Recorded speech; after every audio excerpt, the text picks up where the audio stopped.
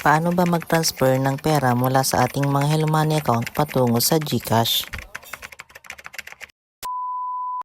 Buksan po natin ang ating mga Hello Money app.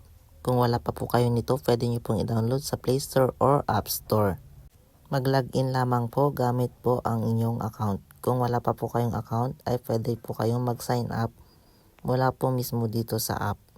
Pagkatapos ma-enter ang email at password, ay pindutin lamang po ang login.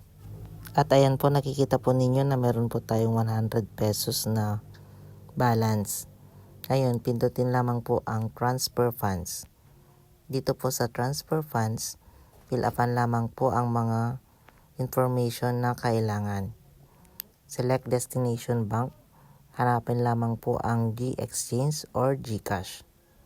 Enter po ang destination account or yung ating mga GCash number. At ang destination name ay ang ating mga pangalan sa GCash. Siguraduhin lamang po na tugma po ang ating mga pangalan na nakaregister po sa GCash. Pagkatapos ay enter po ang amount.